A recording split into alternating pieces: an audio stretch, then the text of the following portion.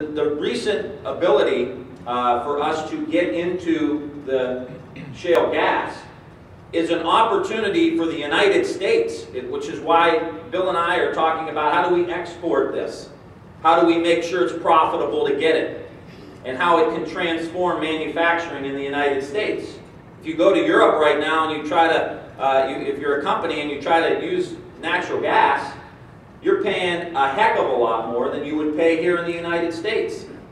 Now, sometimes people say it may be a little low, and we need to make sure we export it and make it worthwhile. And that's the process that we're in now, to make sure that this can revolutionize not just our area, but the United States of America, moving in another direction.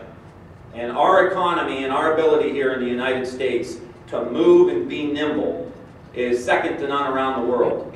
And so we have great opportunities here. And I was glad that Congressman Johnson brought up NASA, because I think one of the issues that we need to have a discussion about as we move forward is the importance of the research and development and the spin-offs that come out of some of these investments. There's no either or. There's no all government, no government. It's the balance. Life is not as simple as yes or no. It's more complicated than that. And some of the research that was, investments that were made through the Department of Energy, partnering with business, led to the ability and the technologies that have us sitting here today in our region talking about these great opportunities. And you imagine being in Youngstown 10 or 15 years ago, where the conference is Economic Impact Opportunities. We weren't having this meeting 10 years ago. And it was through, I think, leadership of guys like Tom Humphreys and those of us who sat down at that table and we said, how do we diversify our economy? How do we make sure that one industry doesn't rule the roost, and so when the bottom falls out, we're all left scrambling? And so what has happened over the last 10 years, and obviously this is a huge piece of it, has been a concerted effort of Democrats and Republicans, business and labor, politicians at the state, federal, and local level to put together a plan that's going to diversify our economy.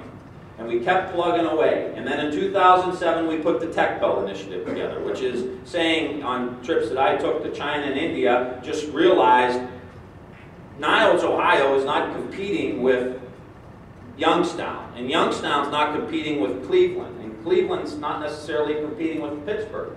We are all competing against Beijing. We are all competing against Mumbai, India.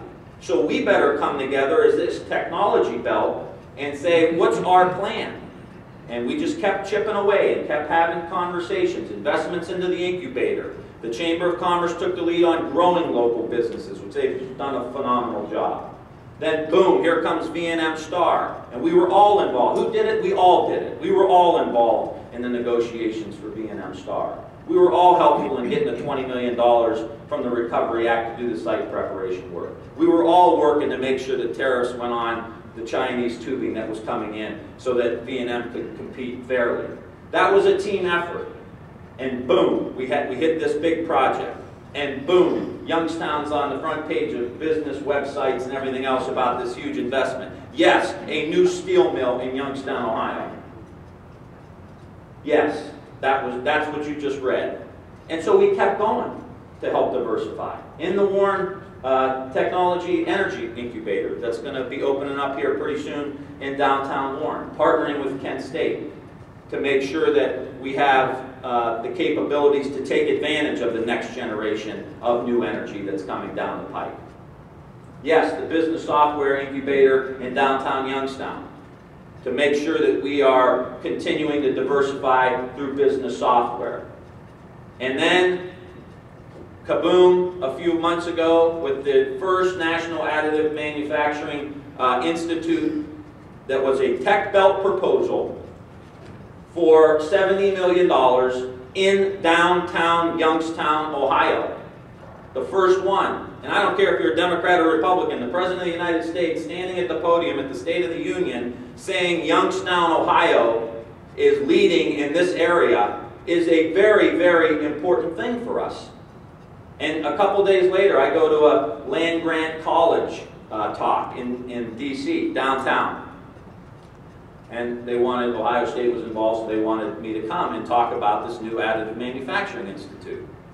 So I'm up there talking, and I say, you know, we beat out, and this is all true, because of the coalition that we put together with Case and Carnegie and YSU and Akron and West Virginia. We had this huge coalition together. I'm standing up there as your congressman talking about this, and I said, we beat out Georgia Tech, and we beat out MIT.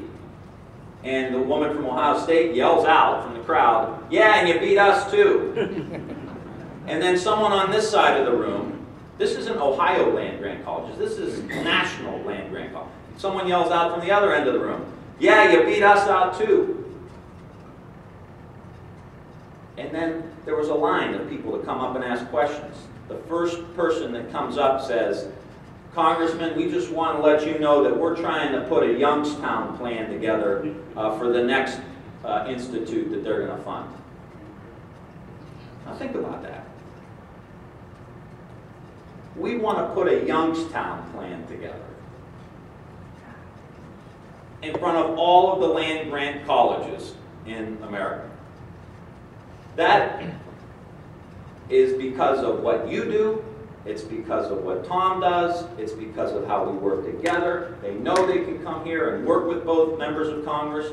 They know they can come here and sit down with the labor unions and have honest discussions. They know that they're going to get good cooperation from the local economic development people here. We have come such a long way in this community.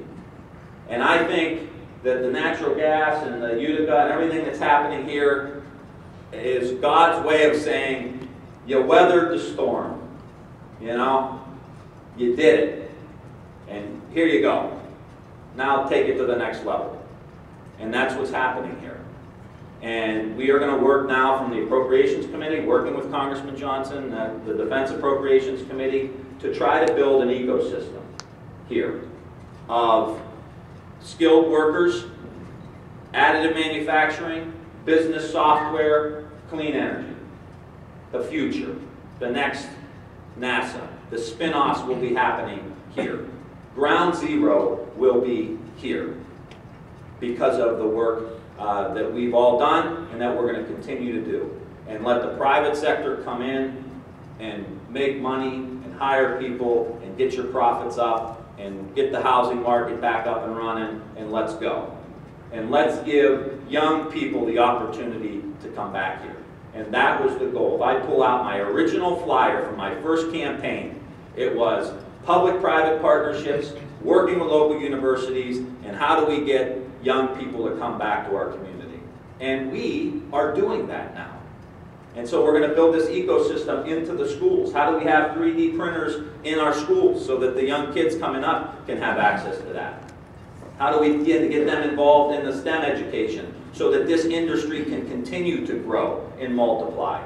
How do we have robotics and Legos in our schools to get these kids really interested at a young age? This is all happening, and we're all going to work together to keep it going. Just want to share one story, and then I'll let you guys get on to business. We had a company come to the incubator a couple of years ago. It's called Revere Data. And it's a data mining company from San Francisco. And they moved their business, a portion of it, to downtown Youngstown to be at the incubator. And they stopped their investment in India and insourced the technology jobs from India to downtown Youngstown. And when I went to the opening, there was a guy there standing in the back who I knew. And he was standing next to his son. And I walked up and said, hey, he said, I want to introduce you to my son. I said, oh, what are you doing here? He says, I'm one of the first hires for Revere Data. And I can't remember if he was in Columbus or he was out of town. And he came back here because of that opportunity. That's what this is all about. That's the end result of this work and what the opportunities are here. Is that our young people who left, if they want, will have an opportunity to come back and go to downtown Youngstown. and to walk down Federal Street and see valet parking in downtown Youngstown at V2. I took a picture of it. I was like, I gave my camera, I said, take a picture of me next to this valet parking sign. And that's how far we have come. And just look at the media now. Whether it's Entrepreneur Magazine saying Youngstown's one of the top 10 best cities to start a business, or it's the Wall Street Journal doing an article, or The Economist doing an article, or front page last week, Above the Fold, the Cleveland Plain Dealer, was about what's happening here.